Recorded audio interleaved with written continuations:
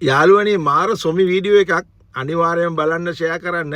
යුක්තිය වෙනුවෙන් අපේ ලංකාවෙන් හඬ නගපු අපේ අක්කලාගේ ඒ බැනුම් වලට පෙරත් ඒ බැනුම් වලට පසුත් ඥානසාරගේ ඒ ඩබල් ස්ටෑන්ඩඩ් එක පොඩ්ඩක් බලාගන්න. ඒ වගේම උපරිම ෂෙයා කරන්න. එතකොට තමයි Tamanට වාසි පැත්තට දිව හරව කතා කරන්න එක ඒගොල්ලෝ වළක්වන්නේ.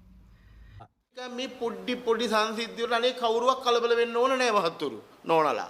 ඒක අපි බලා ගන්න. පුවේ මඩ ගාගත්තේ උන් තමයි වටේ අර ඌර වගේ ගූගඳ ගස්සන්නේ. කියනවාද? ඕනම සමාජයක මේ වගේ දේවල් ඇති වෙනවා. ඒක සාමාන්‍ය දේවල්. ඒක අපි බලා ගන්න. ඒක මේ රටේ ශාසනය රකින්න අන්‍යාගම්වල වගේ මේ දඩබ්බර ලෙස හැදිරෙන්නේ බෞද්ධ නායකයෝ.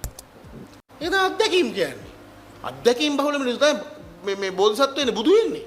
තරුණ භික්ෂුන් වහන්සේලා ඉදලා තරුණ කමට ආවේගයට සමහර දේවල් ආදර්ශයක් කරගන්න පුළුවන් හුඟක් එනවා හිරේ යනවා කොච්චර දේවල් අපේ කොච්චර දේවල් ඉගෙන ගන්න පුළුවන්ද මේ පොඩි සංසිද්ධිය වල අනේ කවුරුවක් කලබල වෙන්න ඕන නෑ මහත්තුරු නෝනලා ඒක අපි බලා ගන්න හඩ කෙරියාමුදුරුම්බි අම්මට උකණ්ඩ කෙරියාමුදුරු YouTube වල TikTok වල ඒවා කියන්නේ තොගේ තියෙන තොගේ අම්මට අම්මන්නන බලාගලින් ආමුදුරුවනි ඕවා සුළු වැරදිද කෙරියා හඩෝම්බගේ සිවුරටත් වටින තෝත් ඒ වගේ පකෙක් වෙන්න ඇති. ඒකනේ පකයට කට්ටා දින්නේ.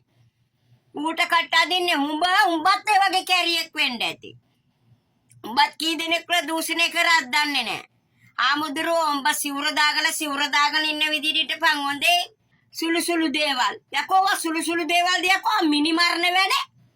උඹ කියන සුළු දේවල් උනේ උඹ අම්මට හුක්කුවන්න උනි කැරියාමුදුරෝ එකෙක් වලත්තර වැඩ කරලා උගේ පස්සෙන් මේ පෙරක දෝරු වැටක් විතර ඉන්න උඹ මොනවද හොන්තෝ කියන්නේ සුළු දේවල්ද ගෑනලා මේ කමාරුවේ දැම්මම එලා මේ වැඩි වියට එන්නෙත් ඉස්සලා අමාරුවේ දැම්ම මේ සුළු දේවල් දෙයක්වා චෝදනා නැගෙද්දි තනතුරේ ඉන්නකොට ඒ චෝදනා නගන්නන්ට අවිශ්වාසයක් ඇති වෙනවනේ නීතියට බලපෑම් කරයිද බලපුලුවන්කාරකමින් මුදල් බලයෙන් ඒවයින් මොන හරි කරන්න පුළුවන් කියලා විශ්වාසයක් ඇති වෙනවා මොකද නීතිය අපි ඔක්කොම ඉන්නේ නීතියට උඩින් ආයේ මේ මොකද බුදුහාරොත් කියලා තියෙනවානේ රාජානං අනුවත් යුතුන් කියලා රටක පවත්නා නීතියට අපි ගරු කරන්න ඕන ඒකට අවනත වෙන්න ඕන ඒ නීතියක් නැතුව යමක් මේ කියන්නේ සමාජයක් පවතින්නේ නැහැ ඉතින් ඒ නිසා මේ නීතියට අවමන් කරන්න දෙන්න බෑ ඒක නිසා ඒක නීතිය කාටත් පොදුයි ඒක ඒද බීද සීද අදාළ නැහැ ප්‍රොටෝකෝල් එක මොකද්ද කියලා අදාළ නැහැ නීතිය කියන්නේ නීතිය ඒ නීතිය ක්‍රියාත්මක වෙන වගේ අපිට පේනවා ඒක නිසා